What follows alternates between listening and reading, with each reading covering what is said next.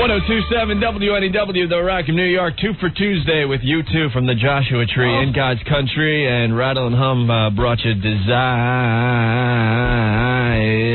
I almost forgot it was 2 for Tuesday. Yes, it's Opie and Anthony. And actually sitting in for a while is Mark Golan from Maxim magazine, the editor-in-chief. I bow to you. I bow to Mark right now. We love the publication. We love the publication. Yeah, Maxim is our favorite magazine, and Mark's going to hang with us and tell us some fun stories today, I do believe. You know, I get butt hickey with Maxim. I got to tell you, I got to be honest. I get butt hickey. There aren't many publications that give me butt hickey, but when I read it in the toilet, in the bathroom, I read it until my legs are completely asleep. Mm-hmm. I wake up and fall down. And I have the butt hickey. Yeah. Well, you get that ring around the butt? I knew this was a bad idea coming on the show. Well, Anthony looks like a newborn calf when he gets off the toilet after reading Maxim. His ass is asleep. His legs fall asleep. He's got a big ring around his butt. Just a mess. Yes. For those of you out there who can't see the poster they're showing me right now, it's ugly. We got to talk about the Today Show real fast. I think they're getting very paranoid of me and you, Anthony. I think they've taken some black paint and just painted the windows behind Matt and Katie at this point. They're not even going to that shot where they show the crowd usually waving with joy and laughter behind them. Yeah. It's over. Our tourist boobing is taking place. We made the Globe Rag magazine yesterday. Don't call it a rag. Oh, we're in it. Yeah, we're in it. This is a fine publication next to Maxim. The New Yorker. Yeah, it goes the Maxim, the New Yorker, and then Globe. The Globe. Yeah, actually, it's a better magazine than Maxim because they put us in there. You know, off the Globe. We don't even write anything original for the magazine. I stumbled upon it while reading about the escape of Bat Boy. And No, wait, is Bat Boy in there? No, he's actually the news, the Weekly World News. That's the best one. They can't even afford colored ink for that magazine. It's just black and white. I'm telling you couldn't keep me out of a 7-Eleven or a Quickie Mart or anything. Don't you love that? They found Bat Boy again. Bat Boy rediscovered. With the big eyes. I love that in the teeth. Bat Boy to get sitcom on the WB. Right after Moesha. But yeah, they're having trouble at the Today Show. Yeah.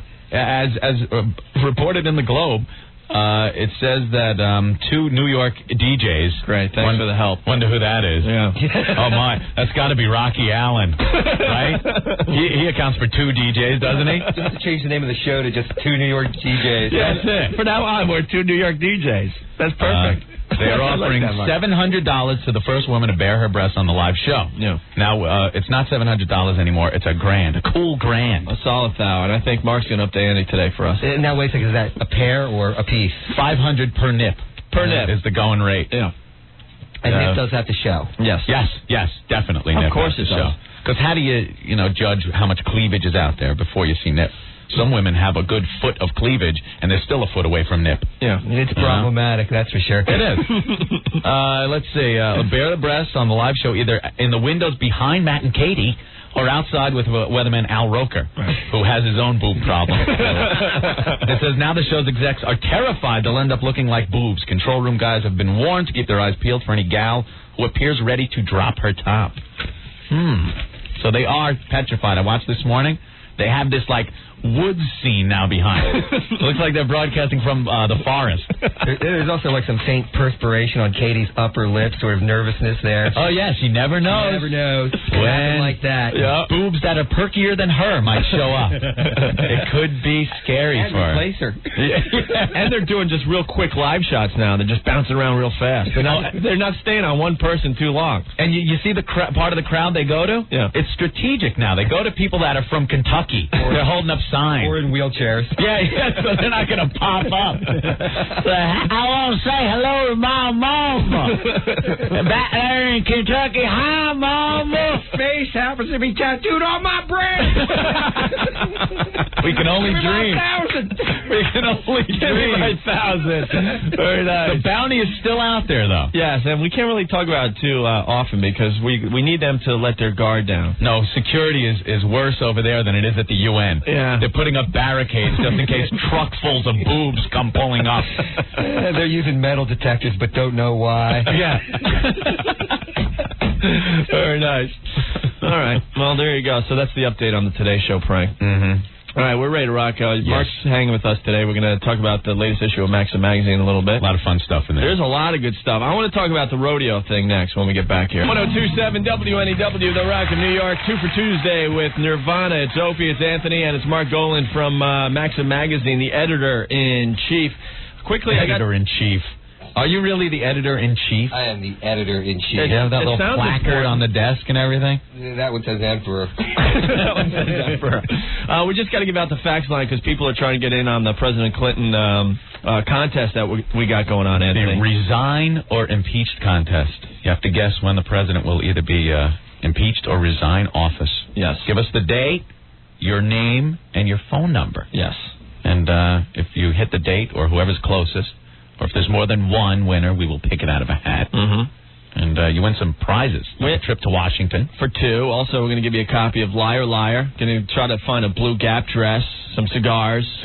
And Mark wants us to find some... a portly woman for the evening? Yeah. That'd be nice. No, I believe I said fat chick, actually. Yeah, I think you did. You could say fat chick in our show. Monica is. Yeah, so the fax line is 212-957-WNEW to get your guesses in. You can only do it during our show because I don't think the other guys around here really want to deal with this contest. So. No. I can't see Scottsville getting those faxes. What is this? Some more crap that those idiots are doing. It's funny, right? They're ruining my station. Get them off. Also, through the NEW website, if you click on our pictures, you could do it that way as well. We got a little contest page for you. All right? Good. So make sure you get your guesses in. This is a legitimate contest. We don't know if he's actually going to leave office, but... Yeah, if he doesn't, it's a wash. Yeah, and then we get to go to Washington, I guess. So... But we got to talk about Maxim magazine. Mark is here. He's hanging with us. He's a cool guy. We like Mark. What does it say at the top of the cover? It says it all. It does say it all. It says sex, sports, beer, gadgets, and clothes. Maxim magazine for men. It's everything a guy wants in a magazine. I know a lot of women that are checking out this magazine, though, too, as well. They find it entertaining. That's true. It's true. This is like the guy's playbook, though, I think. It goes across all genders and species. Yeah. the women have Cosmo, and the guys got, like, Maxim. This is like our playbook, I think. You know, I used to be at Cosmo. Really? You were? I used to be the deputy editor of Cosmo. Before Maxim. What responsibilities does deputy editor have? I wear badge. Had a gun, and I walked around the streets, and I'm sorry, ma'am, I'm going to have to see those. No, Andy! I'm the new law. Did you have to get the ladies ready for their photo shoots? Ladies ready for photo shoots. I came up with all those relationship love articles. Really? Franchise your G-spot, make big money, things like that. That was you. That was you. That was me. Right on. I like in the back of Cosmo, because my mother used to subscribe to it. They always had that, Cosmo Tells All? Yeah. And it was always a naked picture. Naked woman picture on there. I always appreciated that in Cosmo. Of course, especially when you were 10. Of course. You know, where else were we going to get our porno when we were 10 years old? We didn't have the internet. Maybe trip on that pile of Playboys we always talk about in the woods. Yep. Well, there's always a soft spot in my heart for National Geographic. I think every guy, You know? Is that what your love for the magazine came from? Oh, yeah, absolutely. Right then and there, I'm like, I want to be an editor when I grow up. Ooh, a Bushman of the Kalahari issue. Travel women. Women of the Serengeti. I love this. Wow, this girl's 10 and they're down to her knees already. That gravity really a lot stronger in Africa. Those weights, those things, those like metal bracelets and stuff. They like, hang on them. They like to decorate them in all sorts of ways over there. They ought to have invented something for the boob, like they did to hold their head up on their neck. Right. Remember how they stretch the neck? Mm-hmm. Like some kind of ring that would have held their boobs up. I guess that's not a thing of beauty over in Africa. Having them point northward for a change. That would be nice. So I was tooling through this issue of Maxim magazine. I want to talk to you about this rodeo thing. Is it real? No, we made it up. You made it up? I figured that. No, it's absolutely real. It's Angola. I love that name, Angola Prison. Mm-hmm. Angola Prison Rodeo down there in New Orleans. They do it once a year, I guess. Actually, from what I understand, the prison itself is a pretty tough place. White boys like us would not last too long. No. Oof. And the queen of the weight room ball. We'd be worth about 2 packs of cigarettes. Jeez. Opie's at least a carton. Oh, yeah. Me and you would be 2 packs. We'd be like that blonde hair. Oh, forget it. We're talking be over for you. Menthol. I'd be a half stomped out butt. That would be it. Yeah, take him. Look at this slob. Give him to the kitchen guys. Give him to the kitchen guys. Very nice. Very nice. But, so they do this every year, and the culmination, the thing everybody waits for is these guys, 4 of them sit down in the middle of the bullpen with at a table and play a game of poker. Deal out a hand. They let a bull loose. The bull charges them. The last guy to get up from the table wins. And so they got to sit there until the bull actually hits the table, pretty much. Basically, yeah. And what does he win? Nothing. Absolutely nothing. He's a prisoner, for crying out loud. What's he going to win? Why would you even want to do that? Soap on a rope. I don't know. Time alone in the shower. Preparation H and tux. 1 hour of Ally McBeal. That's amazing. Actually, speaking of prisons, I noticed for a future issue, you're encouraging inmates to start writing you letters and stuff. Indeed we are. We were getting tired of normal people writing us letters. Mm-hmm. Really? And, the magazine's quite popular in prison. Although, we just had something where it was, I don't know, something like how to hide a dead body or how to fashion, weapons out of things you'd find in a prison. Or there's some reason why a prison decided that nobody could read it anymore there. I mean, we actually got a letter. We have been kicked out of a prison. Whoa. Oh, damn you. I don't know. I'm pretty proud of it. Not keeping up with prison morality. So what do you want the inmates to write you? I'm just basically. You ever see that show Oz on HBO? Yeah. It's really good. That's a very good show. Pretty brutal, yeah. All the time. Mm-hmm. And just suddenly was like, wow, this is fascinating. I want to hear what it's really like. What do they do day to day? In fact, I always wonder, how does all this crap happen? How do they beat each other up? How do they fashion weapons and do these things when they're locked in a cell most of the time? Yeah. So you didn't see the special that Ted Koppel did? Where I actually spent time in a prison cell. I saw Did you see that? That was how funny is that? God. Like they put him in the prison garb, and he knows he's in there for 2 hours. Yeah. I did my stint in prison. I'm chowing down now on what they call grub here. Grub. What the inmate calls grub. Here I am eating it with a safety fork, so I cannot shank anyone in the yard, lest I feel like shanking somebody with my shiv. It is a brutal potpourri of vegetables and meats and. They're communicating, like somebody wanted to communicate with Ted, so they actually take string and tie it to combs, and then wing it out under their door, and then another guy will take a string with a comb and hook the other guy's comb, and then wheel it in, and they could get messages back and forth. So Ted Koppel's making it like it's very important he gets this guy's message. So he's trying to fish, and it's probably took him an hour, 2 hours to get this and get the message editing. in. Yeah, editing. So he could get the message, and then 5 minutes later, he's with the camera talking to the guy. So I read in your message. Well, why didn't you just walk up to the cell in the first place? Do you really think I'm cute? Or are you just saying that because I'm famous? Now I'm taking a shower. Here, hello, Bubba. Let me pick up that soap for you. The final indignity of prison. The flesh shank. So you're looking for the inmates. I say that on the radio, right? Flesh shank. Yeah, I guess so, because I didn't go for the dump button. Yeah, it's out there now. That's all right. But so you want the inmates to write you some letters? Absolutely, yeah. Just what they do day to day, hobbies. Okay. All right. Jesus. Right. Where they buried their last victim. Exactly. Yeah, sure. You know what though? We actually got a box of prison-made weapons. Really? That we're going to shoot and put in the magazine. It's amazing. Pretty inventive, yeah. Enormously inventive. I mean, they take a knife and they sharpen it. Oh, really? Is that it? No, they make... What's the sickest weapon you saw, and how did they make it? No, it wasn't... I can't remember how it was made, but there was actually this phenomenal crack pipe that they made out of, I don't know, toilet paper and toothpicks or something. And somebody's snot or whatever. It was just, all put together. All this energy expended, right? It was great. It was great. Clint Eastwood in the movie got out of Alcatraz, but this guy's making crack pipes. Right, yeah, and the souvenir drinking birds that keep dunking. Yeah. They make those, but they brought the box into the offices at Maxim, and I swear to God, everybody dropped what they're doing. We're all going through this thing like it's Christmas. It was amazing. Awesome. Running around the office and stuff. I could tell you how to make one prison weapon. All right. I learned about this from a con, actually. You take a fiberglass filter from a cigarette, and you burn it till it melts. And you put it on a tile floor, and you stomp on it with a boot heel. And it gets really hard, and you can sharpen it like a razor blade. Yeah, it flattens out, gets hard because it's fiberglass, and then you could sharpen it, make like a razor. Like kill a squirrel? Yeah, you could like kill any squirrels in the yard. Eat 'em. No, it works like a box cutter for slashing, you know? Whoa. There's a squealer. You want to give him the mark of the squealer? Sure, you lousy screw. All these squirrels, they do my bidding. 1027 WNEW, The Rock of New York, 2 for Tuesday with Lonesome George Thorogood. I drink alone and bad to the bone. It's Opie, it's Anthony, it's Mark Golan from Maxim magazine. Look who stopped in, Opie. And that's your aunt, I believe, Anthony. It's my Aunt Fran and Cherry. Hi, guys. From Cali. She got new boobs? You got new boobs? Let me see. I didn't even know this. Oh, you didn't notice? Oh, yeah, you used to be very flat-chested. Wow, you got. How long ago did you get those?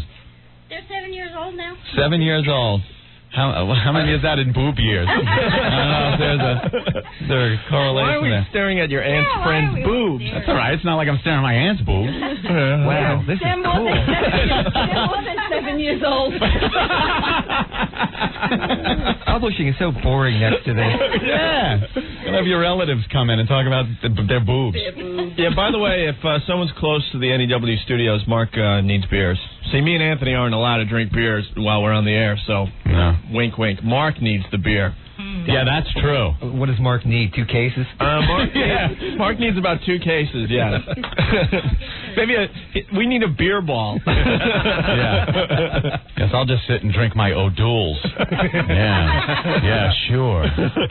You know, Mark has a new fun game that everyone can play at home. What is it? You go through the papers, the New York papers, and you count how many pictures of Monica with her mouth open there are. That's the shot to get in the paper, because all of them are, you know. Here's Monica having a throat exam. Is that a tongue depressor? Here's Monica wearing her beret on her tongue. My Aunt Fran's got a great little take on Monica. You don't think any guy would even want to date her? No, she kisses and tells. Why would you want to do that? It's a good point. No. That's true. Do we want to work with the word kiss here a second? She's low. She's low life. Yeah. No. I agree, though, because not only does she kiss and tell, she kisses and jots down everything. Yeah. And says way too many things. She's probably got a jar full of Kleenex.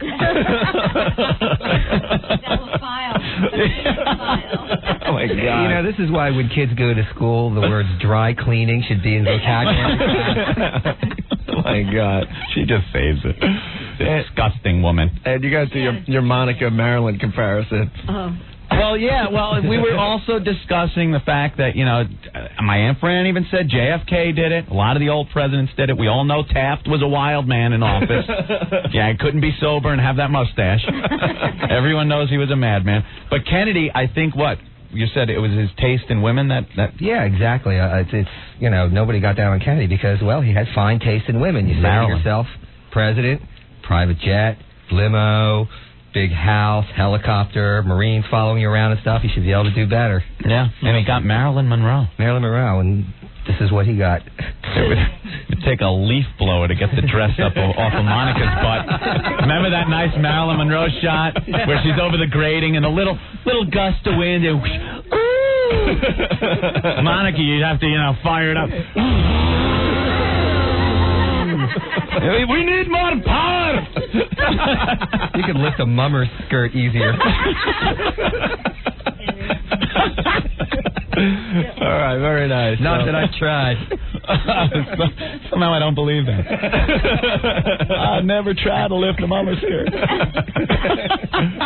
Well, Monica lifted it herself, didn't she? Yeah, she did. Actually, she lifted her first little encounter with Clinton. She lifted the back of her jacket up to show she was wearing a thong. All these people feel sorry, like she's a little innocent. She's a little slut. It's true. But, they... Take a break. All these women, they get on that, oh, poor Monica, she was young, she didn't know what she was doing. Oh. She knew what she was doing. She was trying to nail a president. Most girls go for rock stars. She had her sights set way higher. I feel like I'm at my Thanksgiving table. That's exactly what it sounds like. Only picture that with 10 more people that sound exactly the same. Really? Yelling over each other. It's amazing. Oh, that's great. One thing about the thong, though, with Monica, that was misreported. It wasn't a thong. It was old woman bloomers. But over that fat ass, it looked like a thong. It was stretched to the breaking point. Well, you know what the real tragedy here, though, is? I got to say, it's Yeah, I'm Jewish. Monica Lewinsky's Jewish. My mom, her big thing, she would get together on Wednesday nights with her Jewish friends and play mahjong, and they'd all talk about, so what's your son doing and what's your daughter doing?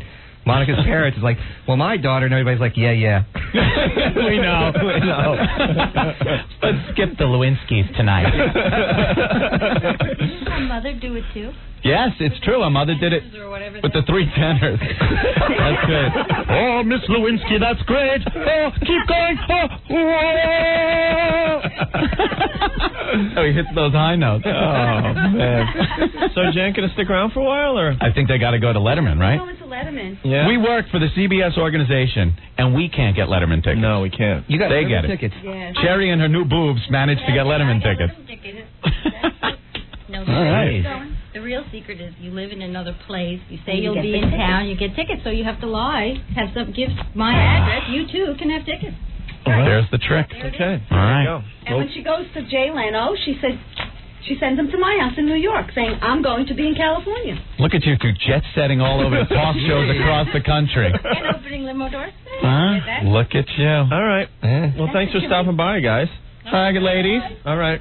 I'll see you on Thanksgiving. Yeah, I hope before that. Yeah, I'll stop by. Tell Grandma I said hi. Give Grandma a kiss. Stop by. Yeah, I stop by every so Look at often. I have to. This is our radio show. It's a mess. All right, guys, have I'm fun. going home to sleep with Grandma. I don't even want to get into that. All right. Take it easy. Where are you guys from, Kentucky? Yeah, I know, with those accents, right? That's as Long Island as you can get. All right, we got to take a break here, unfortunately. We should just turn it into a talk show today. Your aunt's pretty funny, man. She is. She's a blast. She is a blast. You got to hear around the holiday tables. It's very funny. Yeah. Gets a little irreverent at times. 1027 WNEW, The Rock of New York, 2 for Tuesday with David Bowie. It's Opie, it's Anthony, and it's Mark from Maxim Magazine. I just got to remind people, later this hour, when you hear ZZ Top doing Sharp Dressed Man, be the 10th caller at 212-757-1027 to win tickets to see the Goo Goo Dolls at a taping of VH1's Hard Rock Live. I miss from the old days, mentioning ZZ Top. The old videos. Remember the old ZZ Top videos with those 3 girls? Of course. You always looked forward to the next ZZ Top video. Yeah, because you knew they would have the hot women.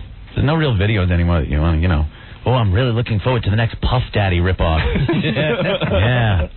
Here's redoing a Donnie and Marie song.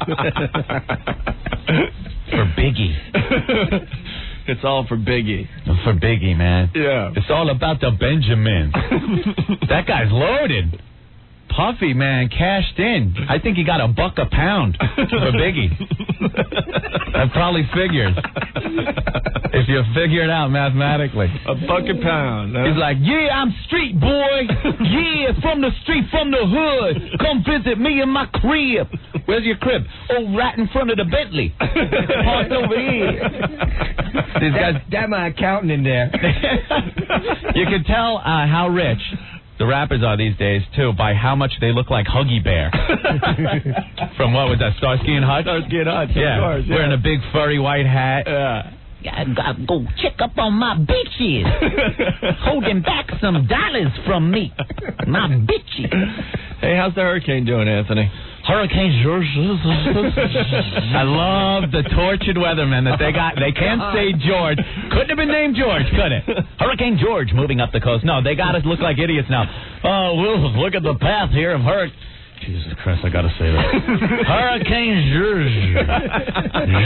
Hurricane Jujubes. It's like, come on, my TV name's like Mr. J or J because I can't pronounce my own last name. I'm a weatherman. It sounds as awkward as when the Spanish channels go, in Grandeur, Madison Square Garden. I can go up this way. Moving up the coast, hurricane alerts out for Florida for Hurricane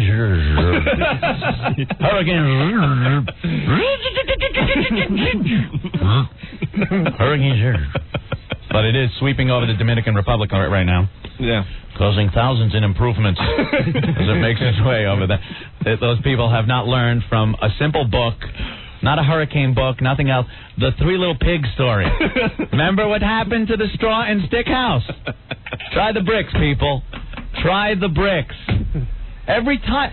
I mean, it's not like the first time that a hurricane has hit the Dominican Republic or Puerto Rico. Yeah. All of a sudden, the big wind came, and my house, it blew away. What was your house made of? It was made out of cow crap and straw with the tin. We're still working on the wheel, okay? Oh, so my house blew away again. I don't know. My house, it blew away. And now I'm going to live in the wheel. Try the bricks. Try the bricks. How long have the pyramids been around? Oh, thousands of years. What are they made of? Cement. Try the bricks. Made out of bricks. Been there.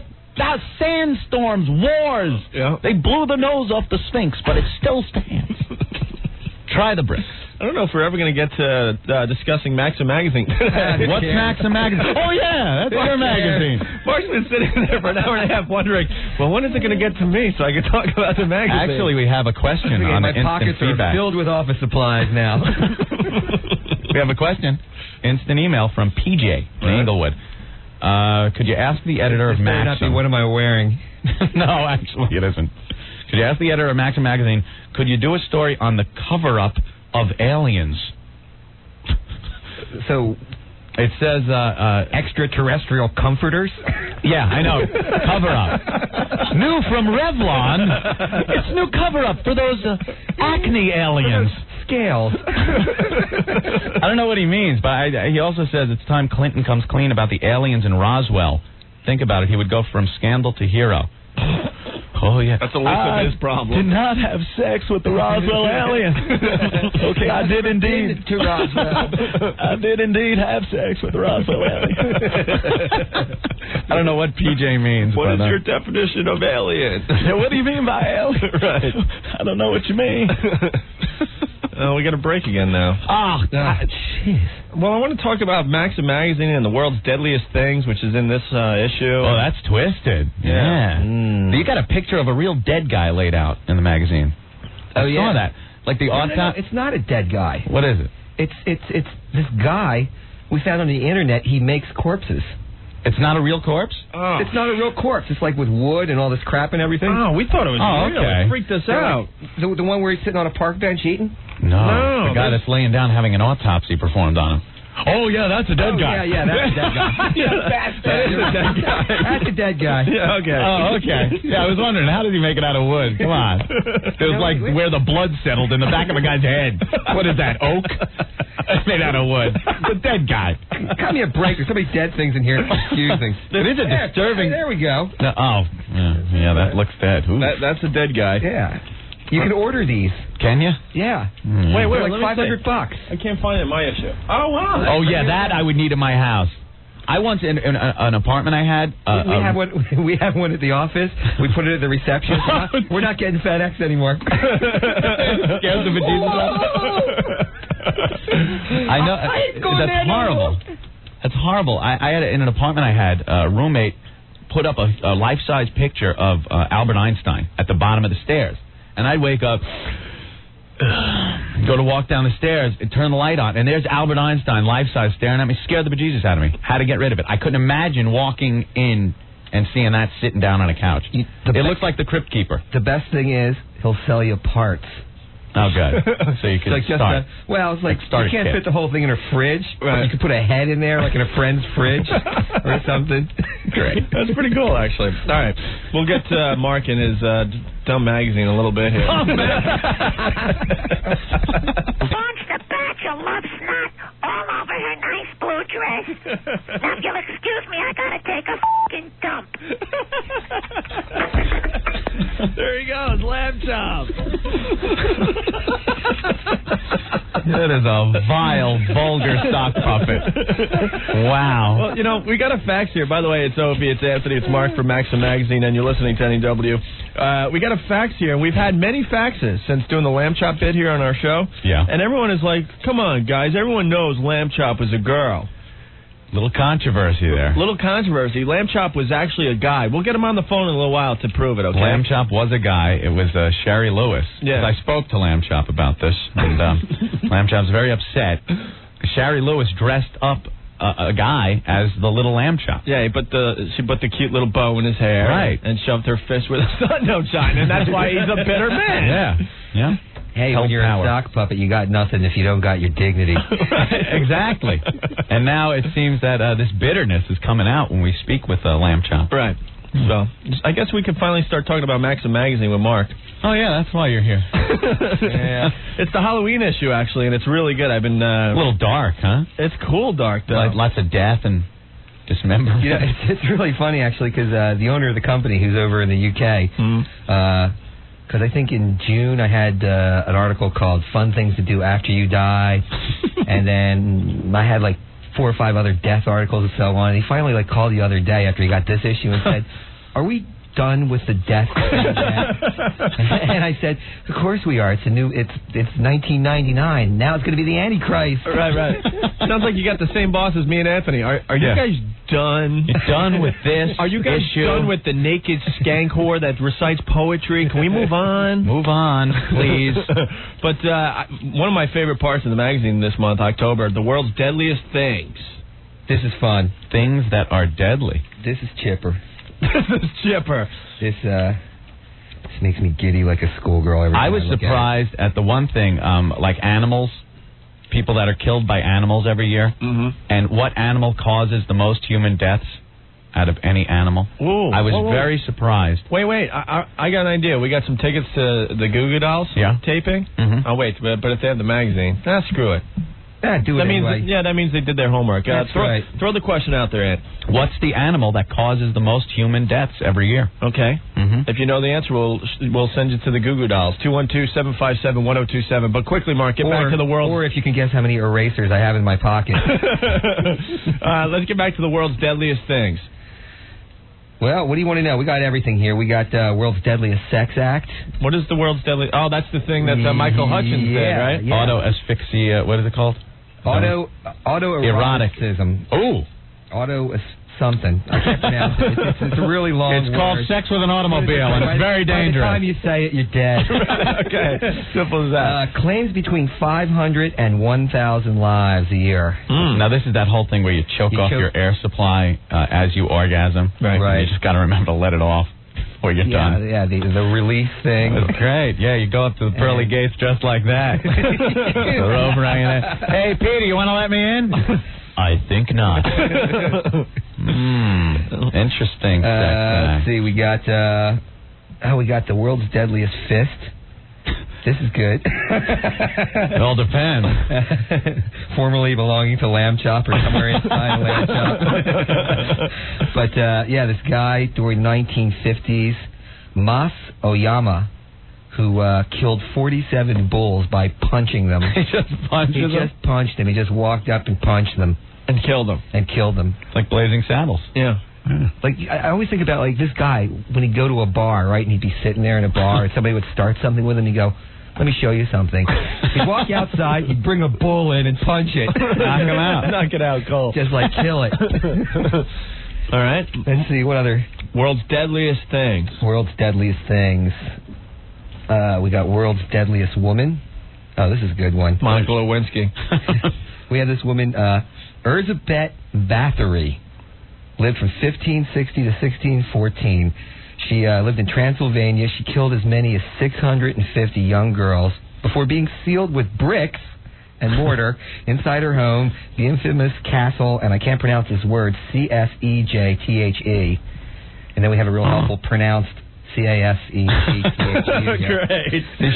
She should have committed those crimes in the Dominican Republic. That's right. Where they build the prisons out of straw. Right. And you could just dig out. You wait for a hurricane and blows the building down and you run away.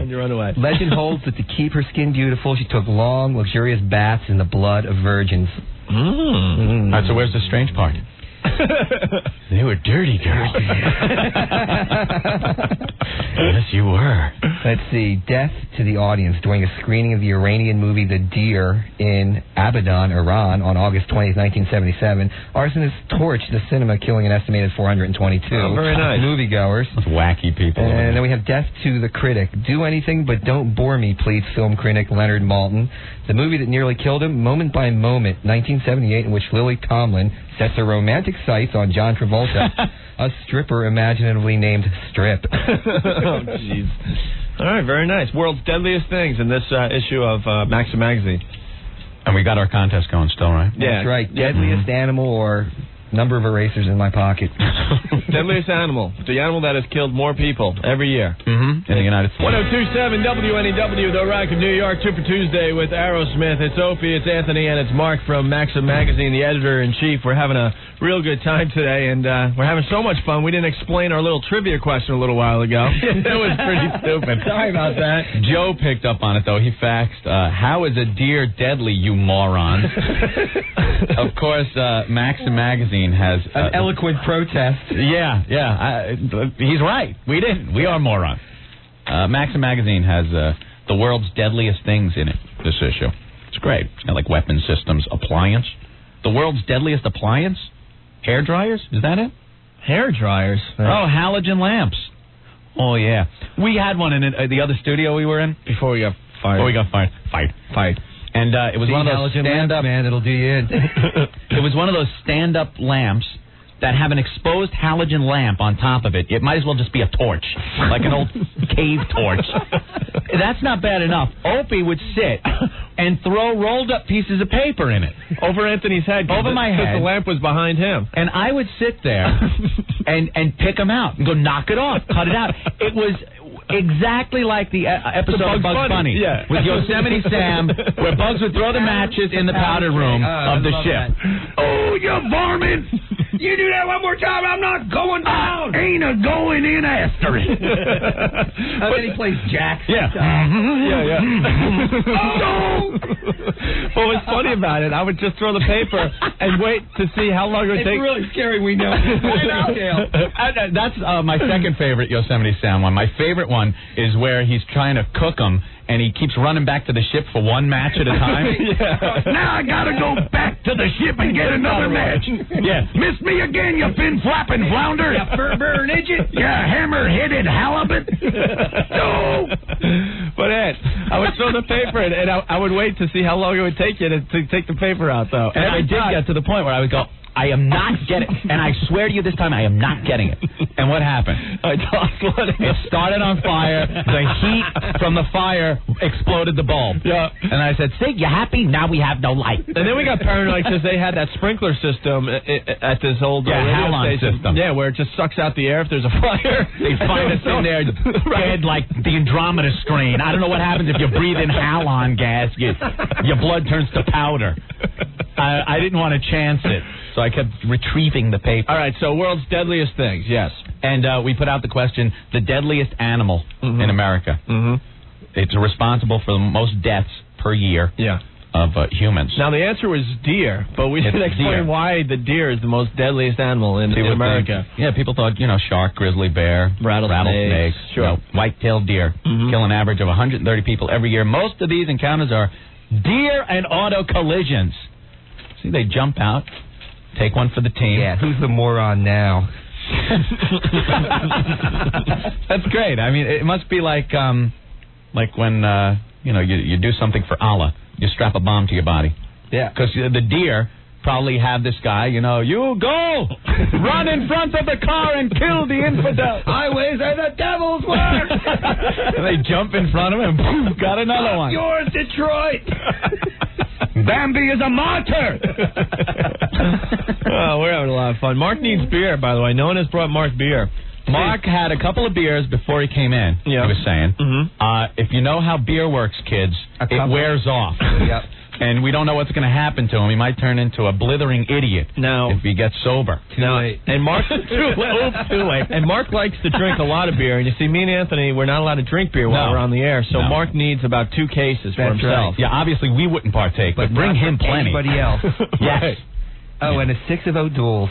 Yes, I'll drink O'Doul. O'Doul's Light. So I feel like I'm drinking. Because I really just like the taste of beer without the wastedness that it gives me. Just admit it, you like going to the bathroom a lot. Why don't they come up with a non-alcoholic scotch? It tastes like rubbing alcohol, but it doesn't get you buzzed. Because that's what I drink for, to stay straight. but you still wake up feeling like crap. Yeah, could you add that in too?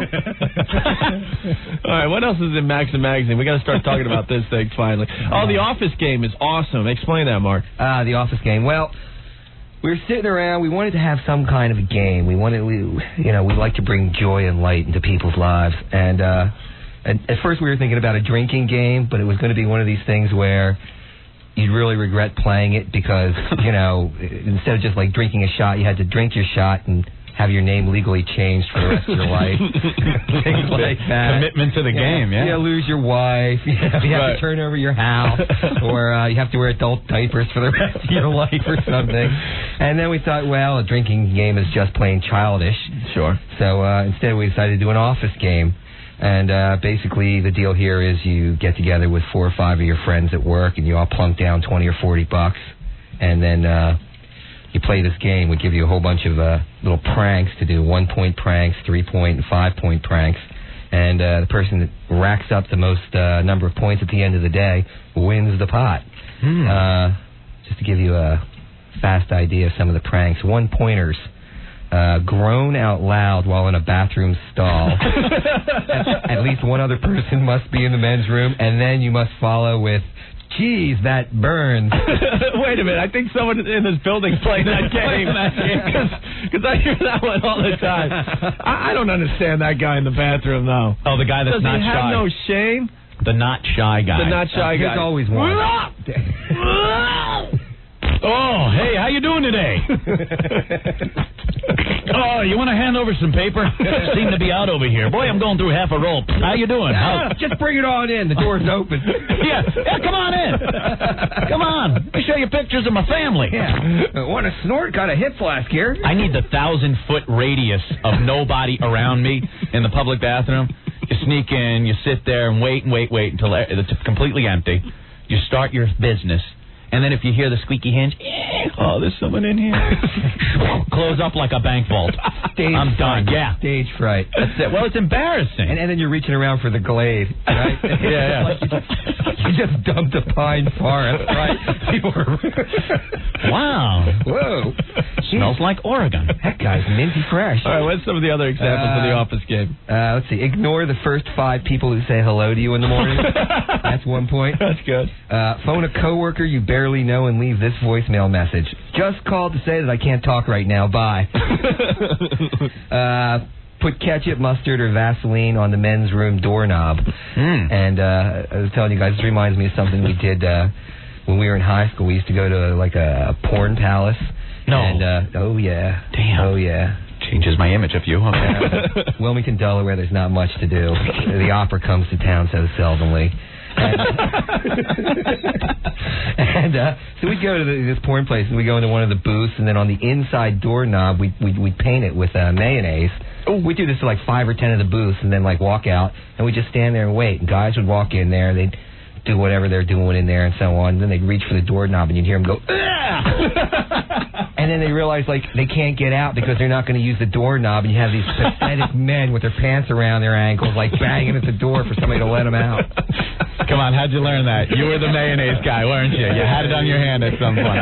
Let me out, okay. All right. Boy, this isn't funny anymore. I learned a great trick, guys. No, someone told me, I swear. We used to go to the porno place in Bayshore with a bunch of my pals after work. This is pre-videotape days. Yeah. Now your damn kids have it easy. You go to the comfort of your own home. Yeah, the internet. Hey, we didn't have no internet. And we used to go to Bayshore. And you know those little bottles of ivory liquid? you sneak one of those in. And on one of the climactic parts of the movie, you just kind of squeeze the bottle and wing your arm around so it like sprays out into the first 10 rows in front of you. An added feature, you could go, oops, seem to have let that one go. Sorry, I'm sorry. You know what? I don't care who's on network television as long as it's not Bonnie Franklin. I freaking hate that woman. I hate everything about her. One day at a time, right? That was a good one. Schneider. Oh, yeah. What a great character. What a tough guy he was. It was always funny every time he came through the door. Yeah. Oh, just screaming with laughter. Can you feel a little sarcasm? Yeah, there's one of those shows that I wish, like, everybody afterwards, like, went to prison. Like, what was it? Instead of different strokes. Different strokes. What did happen to that show? E had a great thing on that. They had a bio of all the kids from different strokes on E. Yeah. It was one of those cool Hollywood stories. They were on top, but now they're on the bottom, and we're going to show you everything. Right, but then at the end, but things are looking up. Yeah, it's always looking up at the end. What the hell is looking up? Right. Gary Coleman's still looking up at everybody. That's the only thing looking up. It ended with them like all on a couch, heavily medicated, like laughing into the camera. Dana Plato was adorable when that show was on. What the hell happened Cute to her kid. on that show? Mm-hmm. I mean, on the E! show. I was looking at her going, horrible. is that Dana? She couldn't even be cast as a crack whore these days. They'd need too much makeup to make her look better. Dana She looks terrible. Tightest pair of jeans on television when she was on that show. Oh, ooh la la Sassoon. Yes, exactly. May I say. Yep. She needed to be on roller skates. I don't even know You why. ever see the roller skating episode of Chips? No. Talking about 70s shows. Oh, you're kidding. You missed the roller disco episode of Chips? Me and Anthony, it came on once, and we actually called each other just so we could laugh openly and discuss the show as it was happening. Chips was doing a charity at a roller disco, and they had celebrities that just happened to be on the same network as Chips was. And they had an announcer bringing everybody out. And to watch it now is even worse because it's just... let's give it up for Dan Haggerty. Dan Haggerty, Grizzly Adams. And there's this big, dopey, bearded buffoon trying to skate on those big old 70s roller skates. I'm like, wow. And now, from 8 is enough. It's Dick Van Patten. Here's roller disco, Dick Van Patten. Hey! Only to be beat by the time Ponch sang Celebrate. We're going to have a good time tonight. Let's celebrate. It's all right. And he's got this outfit on. We're going to have a good time tonight. That's where I want my California Highway Patrolman dancing, boogieing down. Boogieing. That whole episode, even the crooks were on roller skates. Yeah, for some reason, everything had to have roller skates in it. It was a roller skating theme. So the bank robbers had this clever ploy. They had big shoes, and they robbed the bank, and then would, like, hit a button on their heel, and the roller skates would pop out of the shoes, and they'd make their getaway. Like, if they came into the bank on skates that were just skates, the security guy would go, wait a minute. Something fishy. Yeah. He's like wearing skates. He might be robbing us. But the big, bulky shoes hiding the skate wheels didn't look suspicious. And, of course, this is all before cars were invented. Yeah, getaway skates. Getaway A skates. lot easier. All right, very nice. Great. Oh, sorry for out there for just reflecting on my youth. Well, yeah, somebody should, like, do got this whole caught up. thing with, like musical moments from 70 shows. I was just watching Happy Days with Leather Tuscadero. Yes. By the way, she was gross. I know. As a kid, I thought she was the hottest thing. You know what the scary one was? They had one episode, not that I watch this all the time, mind Just you, show you the Nickelodeon. but the one where, like, not Potsy, the other one. Ralph Malfoy. Ralph asks her to, like, this formal military prom thing when they're going to ROTC or something like that. And so she spends the whole show, like, learning to be a lady. Yeah. Oh, yeah. Only equaled by the time Fonzie and Pinky Tuscadero were riding motorcycles together in a love sequence. And they had the love music and stuff. Oh, yeah, and they're jumping things. They're, like, shooting each other with a finger gun. In love.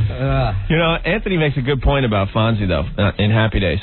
We only saw him beat up one guy in one episode. Yeah, he was always tough. Hey, Patsy, my office. Hey, Cunningham.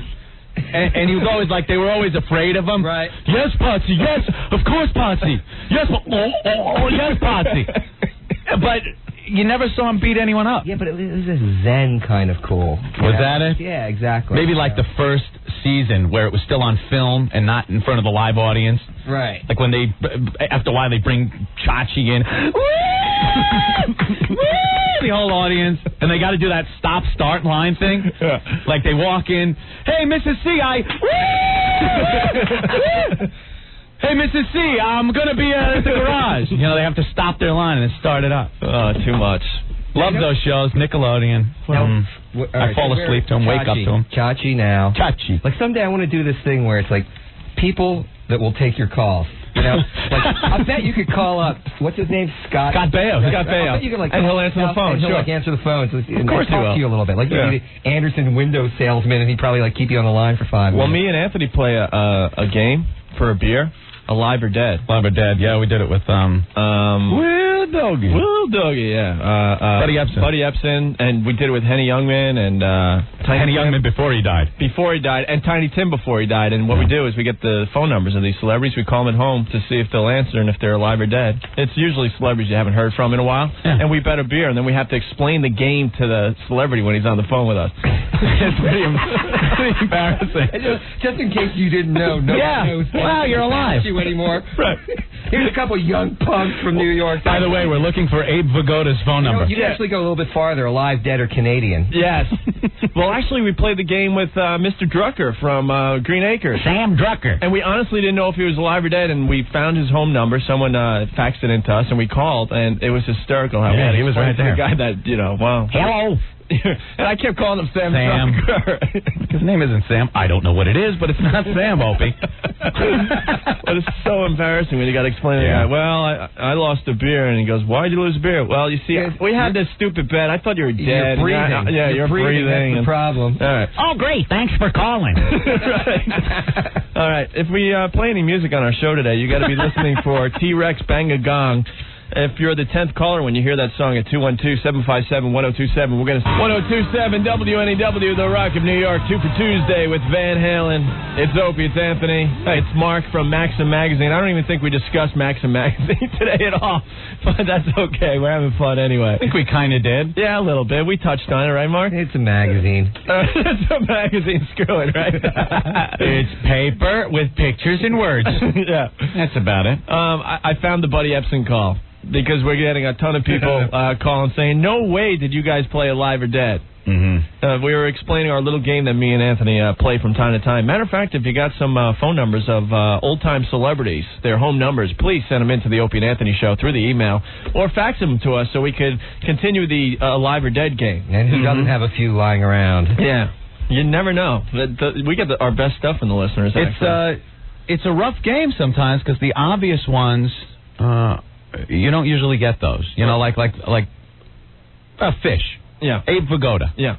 Alive or dead? He's in the alive. He's in his own category. There's an Abe Vigoda category. You know, those celebrities you thought were dead but they're still alive. That's suspended animation. That's Abe Vigoda. He's still alive, but a lot of people think he's dead. Okay, John Banner. John Banner. He was Schultz in Hogan's Heroes. Alive. Ooh. Alive? Dead. See? Okay. You'd have lost. I would have lost that game.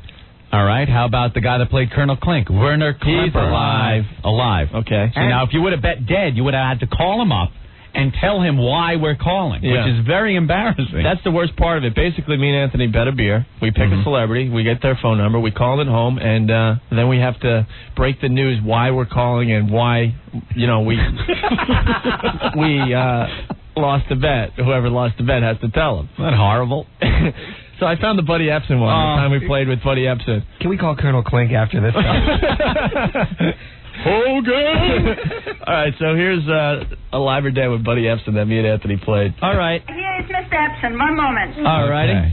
Hello? Mr. Ebsen. Yes, indeed. Buddy. Yeah. How you doing? You want identification? Well, doggy. Yeah, Buddy Ebsen. It is Buddy. Hey, Buddy, you just won me a beer. I won you a what? Yeah, we had a bet going, and All right, where's my percentage? see, I bet that you were dead, and Opie said no. He had faith, and obviously you're alive and kicking and doing fine. Well, I'm kicking. Yeah, I'm doing fine. Yeah, sure. You still doing any hoofing? Hoofing? You're a big The doctor dancer. told me I could still dance, but dance a little closer to the floor. Hey, that's funny. Yeah, you ever see Jethro? You see him? Max? Yeah, I hear him. I just opened the windows and he's in Vegas. I can hear him. Really? He's a wonderful guy. And what about Granny? She died, though, right? Kid, where's my rheumatism medicine? Yeah, very good. Oh, thank you. Very good. Hey, buddy, give us another ooh doggy. well doggy. You had to spell that right. You know, W-E-L-L-L-L. That's great. It's not wee doggy. It's well doggy. Well doggy. We got Barnaby Jones on the phone. Barnaby Jones, you was fantastic. A Quinn Martin production. Hey, you know Miss Hathaway? She was Mr. Drysdale's assistant at the bank. Was she a dyke, or did you ever see her with guys or anything? What was the deal with her? I have no comment. Oh, rug killer. Carpet muncher. Carpet muncher. Bull dyke. Vegetarian. And there you have it, our live or dead game that we played with Buddy Ebsen. Isn't that brutal when you have to listen to the guy explain That's horrible. to him? How about Sorrel Brook? Or Sorrel, Brook, wasn't it? Or Book? He was the guy, Boss Hogg on the Dukes of Hazzard. He's got to be dead. Oh, yeah. Too fat to be alive. Yeah. Very good, because he's dead. Shirley Booth? She played Hazel, Mr. B. Oh, she died recently. Too fat to be alive. She died last year, yeah. No, she died in 92. Oh. Somebody actually, smart though, didn't I? Somebody actually emailed us a page of everybody that's alive or dead in that alive or dead category. Yeah. Telling if they're alive or dead. Very nice. The website. I'm going to have to... Well, now we just need their phone numbers so we can call them and play the game. Yes. So, all right. Just the live ones. Yes. See, that's the gag. See, that's the wacky gag, because we can only call them if they're alive. Do you get it? No, I mean... Do you get it, people? They're widows. Well, yeah, that's it. Is Lucille Ball there? She's dead. Remember, did you ever have that... a beer! Crack it open on the phone. Did you ever do that when you were a kid? It was the most horrifying thing, because every kid did prank phone calls. When you got to the sophisticated... There were always the prank calls where you're just like... Is your refrigerator running? You better go catch it.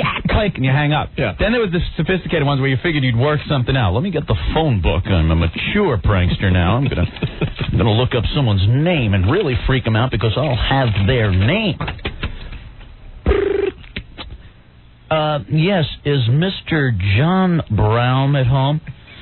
He died last week. It would freak you out as a kid? Slam the phone down. I'm not doing pranks anymore. It was frightening. Of course, if you were cold, you went, honey, it's me. Oh, Jesus. Mark, Anthony does a prank. Oh, I don't even know if I should bring this up, because then he's going to tell some of the pranks I've done in the past, but I'll give it a shot here. Anthony likes to go through the obituary section in a paper, and he calls up funeral homes, and he asks for the deceased. And then when the guy goes, yeah, he's here. Because they think you're talking about, like, is they're visiting? Like, is Jim Smith there? Yeah. Because they're like, yes, he's in room B or whatever. Could I speak with him, please? What? I'd like to talk to him. He's the deceased. They like get horrified. It backfired so bad one day. The guy said, hold on, and he got the guy's son, the dead guy's son, who was there, a brother, who was at the funeral home. Yeah. And I was on the phone with him. Yes, I'd like to speak to John Brown, please. It's my brother, and he's dead. Oh, it was horrific. Wait, I got a great funeral story. Uh-oh, what'd you do? I actually play violin, and I used to play with a guitar player, and we do this, like, duo thing. And somebody convinced us to go play at a funeral. It was going to be like a wake and all happy and everything. Jeez. So we're figuring, okay, what the hell? Let's go do this. It was like in Topton, Pennsylvania, out in the middle of nowhere. We go to the funeral home. We come in. He's got his electric guitar. I got my electric violin. The funeral director, he's like perky. I mean, you know, he's doing good business here, right? He's like, oh, yeah, come on in here, sit up in here. And he takes us in. We're in this room. There's an open casket. It is not a wake. It is a young woman that got hit by a car. She's 30. Oh, no. Tragic as all hell. Oh, no. Set up. There's people in there all watching the coffin and everything. And Mike and I are like standing there going, so what do we play? It's like, what sophisticated lady? You know, Ladies of Tramp? What, you know, old standards. We play like jazz things, right? And I'm like, all right, let's just play something really sad in E minor. So we start playing this like weepy thing. Everybody in the room bursts out crying. After like horrible. After 3 minutes, I'm like, Mike, this is not working. Let's get out of here. So I say to the funeral director, I don't think this is working very well. Maybe we should just get out of here. We're in the room with a body, all right? And the mourners. this guy, he's like he's talking at the top of his lungs. What? You're leaving? Oh, what a shame. The music's so nice. I'm like, look, could you just open a door for us? He goes, sure. He swings these doors open in the very same room that leads straight out to the road with cars going by and everything. Oh, my trucks God. and stuff. What a gig. Horrible. I mean, we slunk out of there. I was in a band, and I was in a few bands, and I never had a gig that bad. This is bad. The funeral director didn't go, I'm not going to be able to pay you. You didn't bring many people. Load-ins at 8 o'clock sharp. You missed the time. You're not going to be able to play. You're going on with 3 other bands, and you have the last slot. Great. The best line is...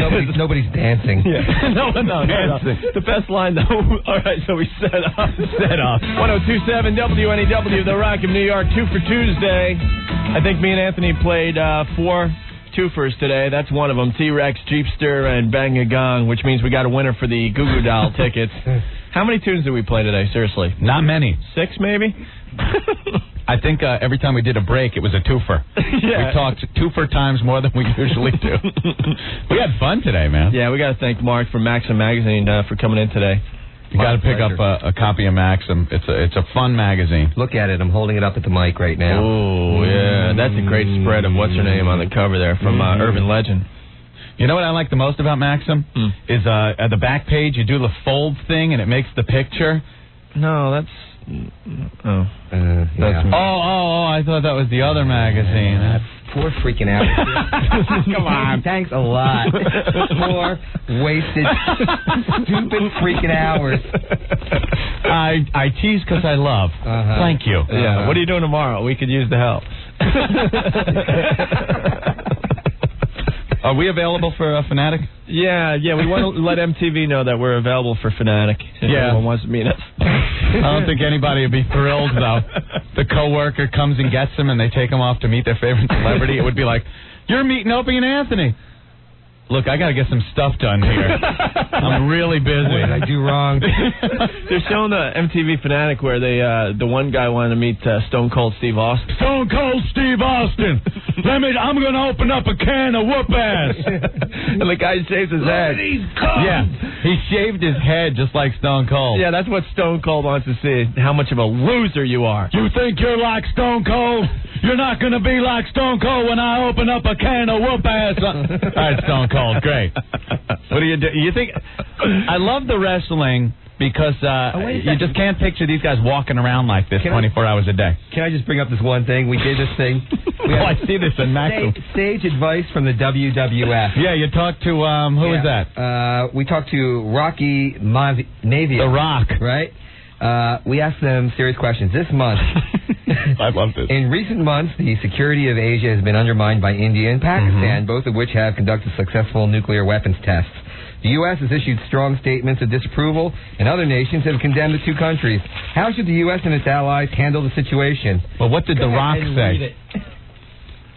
Give it to the only nuclear weapons... The only nuclear weapons that these 2 countries have to worry about are The Rock's 22-inch nuclear guns being wrapped around their necks. Yeah. If this nonsense continues, then the people's champ, The Rock, will team with President Clinton in the squared circle. A pile driver to Pakistan, a suplex to India. Turn out the lights. The party's over if you smell what The Rock is cooking. That's great. That's awesome. Hey, one of our faithful listeners drew a sketch of what they think Lamb Chop looks like now. Oh, my God, look at this. Look at this. I got to scan this and put it on the website. We're going to scan that and put it on our underground website. Lamb Chop gets legs. Yeah. That could be a new thing we'll do tomorrow, because we have a lot of active listeners out there that like to get involved with the show. Make a sketch of what you think Lamb Chop looks like these days and fax it in when we're on the air tomorrow from 3 to 7. It's holding up a book, I Am Not Lamb Chop, by Artie. Yeah. But explain to win your very own sock. Explain the facts real fast. Well, Artie, a.k.a. Lamb Chop, is smoking a big cigar, has the goatee, which in any 60s or 70s wacky sitcom, whenever they had the evil twin episode, would always have a goatee. Gilligan had it. True. The evil Gilligan. And you got to put the beret on, too, to make him look evil Spock had the goatee. That Jan had the evil goatee. Jan Brady had the goatee. And it's saying, hey, tell that bitch who didn't like me to go ever. He's got the leather outfit on. Big tattoo Artie with an F-U rattlesnake tattoo on the other side. And might I say, a huge package of lamb chops. Very impressive for a sock puppet. He underdrew the unit. Underdrew the unit? Mine's a lot bigger than it. Wow. He's packing quite a bit of wool. Man, wow, what time is it, 10 o'clock? Yeah, we had fun. We got to go. Yeah. We got to go back to our miserable lives. Thanks. Tomorrow's Wednesday. And then third for Thursday. All right. Hey, can we leave with our Mighty Mouse bit? Please. Oh, you just want to tick off even more people than we have. Well, Mark today. hasn't heard it yet, and he's a guest, and we like to share our bits with our guests, Anthony. So explain what happened to the creator of Mighty Mouse. Well, actually, it was the guy that wrote the song. Right, that everyone knows. Right. He, like many people that children love, died of cancer from smoking too much. They didn't know in the 50s, Opie. They didn't have the information that we have today. Yes. So we had a little tribute. No, it's a cute little musical tribute.